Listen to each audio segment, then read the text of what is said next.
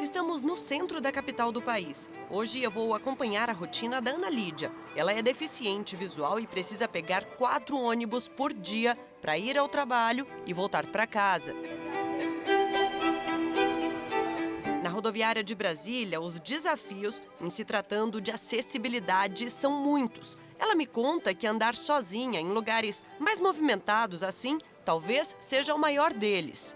Como a gente acabou de ver, a dificuldade da Ana Lídia começa lá na entrada da rodoviária. Só que aqui, descendo as escadas, no andar de baixo, a situação vai piorando um pouco por conta do movimento, que é bastante intenso por aqui. A gente tem que encarar, né? Mas é um desafio muito grande para um cego atravessar essa rodoviária aqui por conta da multidão.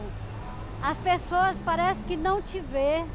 Parece que não já chegaram a me pisar, a derrubar minha bengala, a tropeçar em mim, só não cair para trás porque tinha outra pessoa atrás. Se para quem enxerga já é difícil caminhar nesse vai e vem, não enxergar acaba se tornando um problema quando faltam também consciência e cidadania de quem está ao redor. O piso tátil é o caminho da gente, é o nosso caminho. Você precisa ver a fila dos ônibus, das pessoas esperando o ônibus, mas todas em cima do piso. Que é como se elas não entendessem que o piso tátil fosse o nosso caminho. Como se fosse para elas se orientar para pegar o ônibus.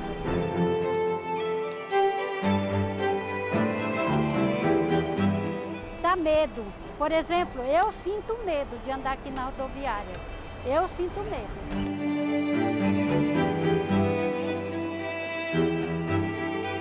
A deficiência visual pode ser dividida em grupos e a cor da bengala varia dependendo de cada limitação. Cego é aquele que apresenta ausência total da visão, não sendo possível identificar obstáculos, movimentos ou iluminação. Essa bengala é a branca. Baixa visão é para quem consegue identificar luz, vultos, em alguns casos, até mesmo pessoas e objetos. E a bengala de identificação é a verde. O cego surdo não enxerga e nem escuta. E para sinalizar essa deficiência, a bengala é branca e vermelha. De acordo com essas variações, esse advogado explica que a deficiência visual está inserida num contexto biopsicossocial, ou seja, o diagnóstico se dá por um modelo que estuda causa e evolução, considerando aspectos biológicos, psicológicos e sociais. Não basta apenas você ter ali o diagnóstico oftalmológico, que você tem um impedimento específico para você ser caracterizado como pessoa com deficiência visual. É necessário que aquele impedimento visual, ele coloque essa pessoa no enfrentamento de barreiras. Uma coisa é certa, quanto mais cedo o diagnóstico, melhor. Ayrton é diretor do Centro de Ensino Especial de Deficientes Visuais, em Brasília, e garante que se o bebê puder ser atendido logo nos primeiros meses de vida, os resultados serão mais eficazes. Atualmente, a escola atende mais de 300 estudantes do Distrito Federal e outros estados também. Identificou qualquer problema visual, tragam o bebê para o centro. A partir daí, a gente faz um processo e essa criança vai chegar nesse momento do seu processo de alfabetização, seja ela cega, de baixa visão ou com surdo e cegueira. Então, todo esse processo é feito aqui dentro do CADV. E os nossos alunos saem com isso concluído. Eles vão para as escolas regulares, para o ensino, para a inclusão, com esse processo de alfabetização no sistema Braille, na ampliação, com ele concluído. Ana Clara foi alfabetizada no CDV, aprendeu a ler, escrever, fazer contas e agora vai para uma escola de ensino regular. Aprendi muita coisa aqui, então lá eu tenho coisas para aprender, mas mesmo assim ainda me sinto ótima para ir para lá. Orgulho e sensação de dever cumprido definem os sentimentos de quem faz parte desse processo. A gente consegue perceber, né, a evolução, a gente consegue perceber o objetivo atingido, que é a criança realmente se sentir inclusa, né? É uma criança que vai brincar com as outras, ela sabe das limitações, ela sabe o momento que precisa do auxílio de alguém, né? Mas elas também sabem aquilo que elas podem fazer sozinhas, de correr, de subir nos brinquedos. Eu tô animada, porque eu quero conhecer meus novos amigos. Eu não fui na escola, mas a mamãe foi. Ela disse que gostou da escola, ela vai até o 9º ano, ela é grande.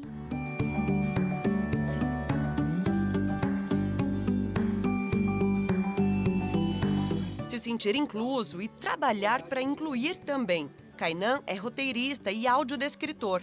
O trabalho dele é descrever, para quem não enxerga, o que a imagem está dizendo. Como essa abertura do nosso programa, olha só. Abertura, sequência de imagens. Cadeirante atravessa a rua. Pessoa cega caminha com bengala.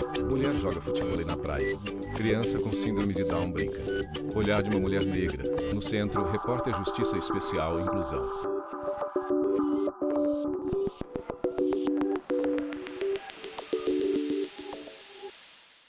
Para nós que enxergamos, são várias imagens e tal, mas para quem não enxerga é uma trilha sonora que toca. Mas existem imagens nisso, e essas imagens têm palavras que precisam ser expostas, essas palavras. E nesse momento, nessa questão, é onde o roteirista entra, para trazer as palavras para as pessoas que não enxergam, montarem a moldura final, o desenho do que é a abertura para nós que enxergamos. O trabalho exige atenção, criatividade e um vocabulário rico e bem variado. Como audiodescritor, como roteirista, precisa ter muito detalhe. E esse detalhe se consegue com visão de mundo. Então eu leio bastante, eu vejo muito filme, eu tento buscar de tudo um pouco. Porque eu não posso falar das coisas, eu preciso falar o nome das coisas. No caso do nosso programa, o Repórter Justiça, Kainan recebe o material pronto, editado. Ele assiste, faz as marcações e o roteiro da audiodescrição. Eu tenho tempo, eu tenho segundos. Eu tenho, 5 segundos para descrever uma praia, para descrever as pessoas que estão nela, ou 5 segundos para descrever uma pessoa fazendo embaixadinha e tal. E às vezes eu tenho que falar sobre o movimento da embaixadinha para a pessoa que não enxerga, porque por vezes ela não sabe o que seria. E aí, explicando o que é o movimento, eu posso falar, são embaixadinhas. E aí já me facilita. Com o roteiro finalizado, o texto vem parar aqui, nesse sistema onde as sequências são montadas e olha só onde elas aparecem.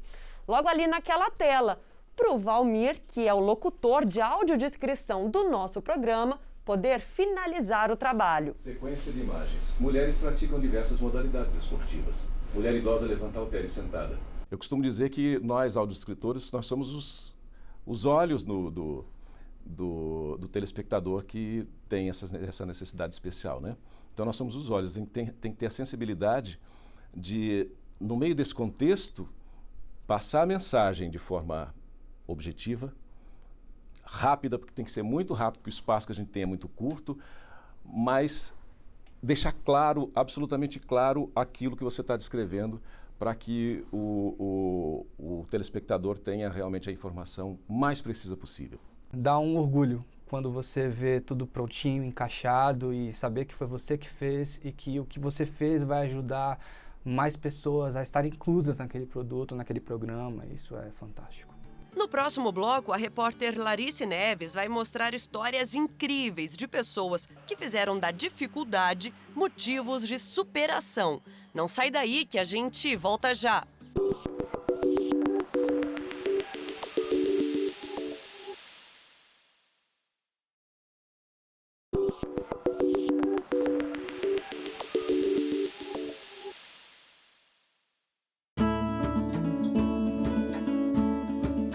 Na maior parte do tempo, é assim que a Natália conversa com amigos e parentes. As mãos contam histórias do dia a dia, fazem perguntas e respondem curiosidades.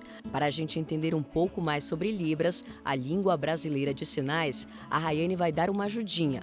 Ela é intérprete e será a voz da Natália no Repórter Justiça desta edição.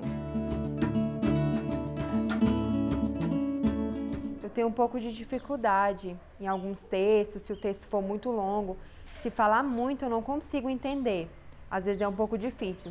só palavras pequenas, poucas informações, aí eu consigo entender. Eu consigo escutar e entender. E a oralização precisa ser uma frase curta, sabe? Um resumo mesmo, algo bem simples. Aí eu consigo entender. Senão tem muita barreira de comunicação. A brasiliense tem 26 anos, nasceu com problemas auditivos e baixa visão. Com esforço e dedicação, conseguiu entrar numa faculdade. O sonho era ser médica veterinária, mas teve que interromper o curso por falta de acessibilidade. Não tinha adaptação, porque a minha visão ela é reduzida e eu sentia muita dor nos olhos, então eu não conseguia fazer algumas coisas que eram básicas do curso. Eu amo os animais, muito mesmo. E eu estava tão feliz de ter passado, só que só tinha um intérprete para todas as matérias do curso. Faltava acessibilidade, faltava adaptação de materiais e eu fiquei muito triste, angustiada, tive que desistir do curso. A Natália não desanimou, passou em outro curso, o de letras, em uma universidade pública. Já estará com um diploma em mãos. Em 2021, o ensino bilíngue de surdos passou a ser obrigatório perante a Lei Brasileira de Diretrizes e Bases da Educação Nacional. A partir de então, toda escola precisa disponibilizar as libras como primeira língua e o português escrito como segunda.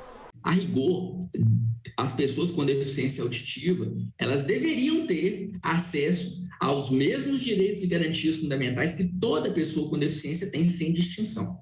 Mas, na prática, a gente tem uma restrição ainda bem evidente a respeito dos direitos da comunidade surda, em vários aspectos, por exemplo. Tá? E isso chega a ser destaque para a gente, sobretudo pelas barreiras comunicacionais que as pessoas com deficiência auditiva enfrentam. São vários os desafios. No caso da Beatriz, a perda da audição aconteceu depois de adulta. Eu comecei a perder com 40 anos. Por que eu sei disso?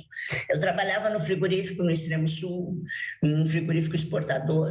E aí eu comecei a sentir um zumbido nos ouvidos, um zumbido horroroso. Comecei a sentir como se eu tivesse água nos ouvidos e fosse uma compensação, sabe? Quando a gente vai para a montanha, assim, eu senti exatamente isso, né? Então eu vivia apertando o nariz para compensar, sabe? A perda auditiva pode ser classificada de 4 formas. A primeira é a condutiva, quando existe alguma dificuldade no funcionamento do ouvido externo ou ouvido médio. A segunda é a neurosensorial. O problema está no ouvido interno, nas células sensoriais. A perda mista é a combinação da primeira com a segunda. Problemas no ouvido externo, médio e interno. A última é a perda neural. É um pouco mais complexa. Tem a ver com a ausência ou dano no nervo auditivo. A Organização Mundial de Saúde tem estimado que mais de 950 milhões de pessoas estarão apresentando perda auditiva aí no futuro, né? Ocasionado principalmente pela questão do envelhecimento. Nós sabemos que uma das maiores estimativas dessa subida, desse acréscimo de pessoas com problemas de surdez vem do próprio envelhecimento, porque a população mais idosa estão vivendo mais, a expectativa de vida tem aumentado bastante, consequentemente a gente vai ter aí a nossa presbiacusia, que é o envelhecimento da audição. Além da língua brasileira de sinais, parte dos surdos consegue desenvolver a fala, como a Daniela, que teve um diagnóstico tardio do problema. O empenho dos pais e o reforço na terapia fizeram com que ela evoluísse bastante. Eu tive 3 grandes blocos de terapia. A primeira lá nos Estados Unidos, a segunda quando eu cheguei no Rio de Janeiro, até os meus 15 anos de idade. E a terceira, quando eu entrei para a faculdade, que era para aprender a falar com as outras pessoas, porque até então você é muito inibido, sabe? É normal. Quando você chega na faculdade, você tem que assumir o palco, porque você vai para o mercado de trabalho, né? A servidora pública utiliza este equipamento.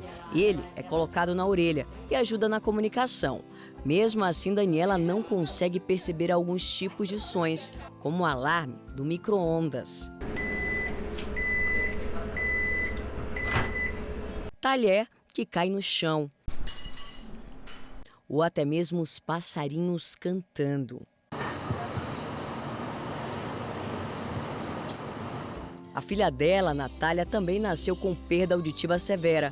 Os estímulos começaram quando ainda era recém-nascida. Aos 2 anos de idade, passou por uma cirurgia para colocar um implante coclear. O aparelho eletrônico é inserido dentro do ouvido. O microfone fica atrás da orelha, capta o som e o transforma em estímulos elétricos. Normalmente uso mais só o aparelho mesmo, eu não sei nem muito bem os lábios com minha mãe, não. Aí, pra mim, eu não preciso ter paciência conversar comigo, pelo amor de Deus. E falar claro, e não falar muito baixo. Aos 13 anos, Natália fez um implante no ouvido direito, o que tem facilitado ainda mais a vida da estudante. A mãe mostra que, ao longo da vida, trocou de aparelho 3 vezes. Esse foi o primeiro implante coclear da Natália, que ela usou de 2 anos de idade até mais ou menos 10 anos. Depois a gente passou para esse modelo, porque o aparelho de audição a gente tem que mudar, tem que dar uma atualizada para melhor som, a melhor absorção sonora. Então, dos 10 até 13 anos usou esse. Foi o primeiro modelo que chegou no Brasil que você usava atrás da orelha, só que ele é pesado. E aí, quando ela fez a cirurgia aos 13 anos de idade, ela já passou para esse modelo. Esse modelo que vocês pegaram é super leve, levíssimo. E aí é o que ela está usando até então. O implante coclear tem sido uma alternativa interessante para muitas pessoas. Resultado, aprovado pela Natália. A maioria das pessoas até me falaram achando que minha mãe já era surda mesmo. Tipo, sua mãe tem sotaque, né? Ela surta por acaso? Assim, Mas a pessoa acha que eu tenho sotaque, só isso. Bruna tem um canal na internet e usa as libras para ensinar receitas às pessoas surdas. Então eu estou muito feliz e o pessoal está gostando. Eu converso com as pessoas, eles falam que estão gostando muito. E em breve vai ter um curso online de como fazer bolo, panetone, doce, diversas receitas de comida. O Repórter Justiça vai para um rápido intervalo. No próximo bloco, você confere como é a acessibilidade para deficientes físicos. Não sai daí, que a gente volta já.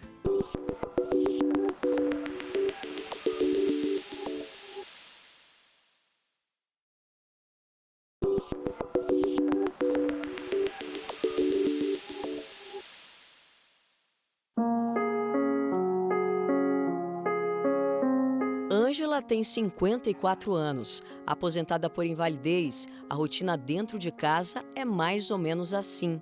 Com a cadeira de rodas motorizada, ela lava louças, abre a geladeira e circula somente por alguns cômodos. Isso porque as portas são pequenas demais para ela passar.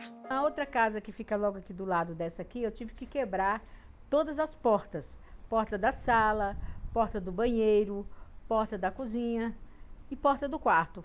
E quebrei uma parede para ficar mais amplo o quarto, para que eu pudesse deambular com essa cadeira de roda. Na casa que eu estou aqui agora, eu não consigo passar para o quarto, eu não consigo ir no banheiro, né? Com essa cadeira aqui, eu tenho que passar para a cadeira de banho para poder andar dentro de casa. Caso contrário, eu só fico na cadeira. O constrangimento se repete na casa de amigos e parentes. Ou quantas vezes a minha filha morava na Samambaia, eu ia visitar ela, ficava do lado de fora, na chuva, no sol, no frio, à noite, porque eu não conseguia entrar na casa dela.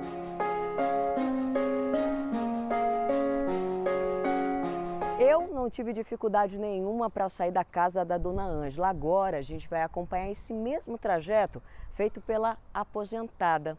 Nas ruas as dificuldades são ainda maiores. Por exemplo, aqui a calçada é totalmente irregular, muito difícil para uma cadeira de rodas circular. E se ela quiser ir para a casa do vizinho, olha aqui, vai precisar pedir ajuda de alguém. A aposentada conta com o auxílio do marido boa parte do tempo, mas nem sempre ele consegue estar presente, o que a deixa mais insegura. Ângela já sofreu um acidente enquanto desembarcava de um ônibus. O veículo era adaptado, só que o motorista não teve paciência de esperar. E ele saiu me puxando, né? Acabou batendo na minha cabeça no ônibus, a minha cadeira virou, ela entortou e eu fui jogada ao chão, né? Muitas vezes acontecem as coisas com a gente, eu não digo falta de paciência, Eu digo falta de conhecimento. Você começa a dar valor, você começa a respeitar o seu próximo quando você passa com coisa semelhante àquilo. Dados de 2019 do Instituto Brasileiro de Geografia e Estatística, IBGE, mostram que pelo menos 45 milhões de pessoas têm algum tipo de deficiência. Isso é quase 25% da população do país. A acessibilidade é prevista na legislação brasileira, inclusive no ambiente profissional. Entre todos os direitos e garantias das pessoas com deficiência, educação e trabalho eu entendo que são aquelas primordiais, porque é a partir daí que a gente vai promover a dignidade do cidadão com deficiência. E no que tange à esfera do trabalho, não apenas o poder público tem a sua obrigação legal de promover a dignidade dos seus servidores, como também as empresas privadas têm esse dever legal de promover isso para a pessoa com deficiência, para o empregado, para o profissional com deficiência. Pensando nisso, o Supremo Tribunal Federal criou um programa para gerenciar estratégias e tornar o ambiente de trabalho mais acessível às pessoas com deficiência. É o STF Sem Barreiras, que começou a funcionar em 2000. Ao longo dos anos, deu suporte a servidores e terceirizados com os mais diversos tipos de limitações. Trabalhadores com dificuldade motora podem até ganhar uma estação de trabalho totalmente diferenciada. Hoje, de servidores, nós temos 46, servidores que nós acompanhamos, mapeados dentro do programa. A gente sabe que desses 46, alguns entraram pela vaga reservada, mas não temos controle de pessoas que não entraram pela vaga. A gente ainda não fez esse levantamento. Muitas pessoas, quando não entram pela vaga, também não querem se identificar dessa forma. Durante a pandemia, a iniciativa também atendeu quem estava de home office. Ailton é um deles. Ele tem uma deficiência física na perna. Em casa, recebeu todo o suporte para continuar as atividades. De antemão, o documento tramitou, eles fizeram o laudo, caminharam para o diretor-geral, que é quem autoriza essas situações de saída de material e, enfim, tudo tranquilo. O meu problema específico, eu tenho sequela de pólio, então eu tenho encurtamento do membro inferior esquerdo e problema na coluna. Então o que é que ocorre? Eu só consigo ficar, no máximo, só conseguia, antes dessa cadeira aqui, no máximo 15 minutos sentado. 15 a 20 minutos no máximo, já começava a doer a coluna. Detalhe para uns, mais qualidade de vida para outros. A cadeira facilita a postura e evita dores. O servidor fala da importância de receber esse tipo de suporte. A parte psicológica ela é muito importante, você se sentir acolhido.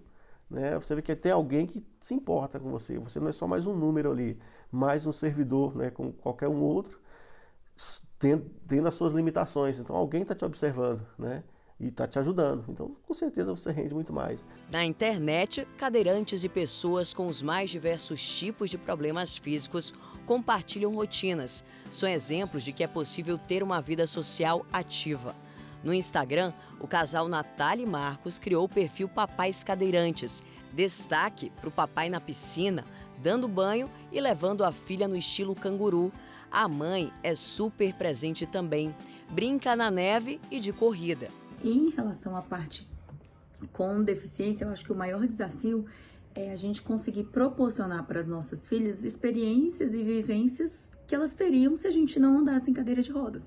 Então, que a gente consiga dar uma escola de qualidade, participar da educação delas, ter um lazer de qualidade também, que a gente possa levá-las a um parquinho, levá-las a um shopping, levá-las a uma festa, a um evento, a um teatro, que a gente possa proporcionar todo esse leque de lazer que traz aprendizados e inclusão delas também na sociedade, Nós não somos nenhum exemplo de modelo, no nosso país. De acesso, de facilidade para alguma pessoa que tem alguma mobilidade reduzida.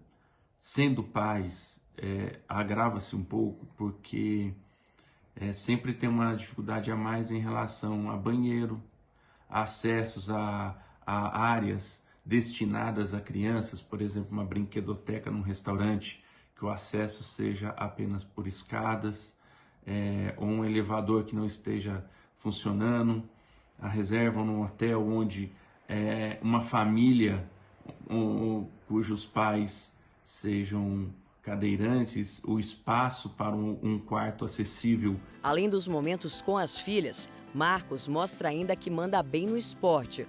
Olha ele, aí mandando ver no wakeboard adaptado. Primeiro, desmistificar que a pessoa com deficiência não possa ter uma vida comum como a de qualquer pessoa que decida casar, ter filhos, administrar uma casa, fazer viagens, enfim. E assim a gente termina o Repórter Justiça desta semana. Já segue nosso perfil no Instagram, é o TV Justiça Oficial. No YouTube, o canal é o mesmo. Se quiser entrar em contato com a nossa produção, o e-mail é reporterjustiça@stf.jus.br. Até a próxima!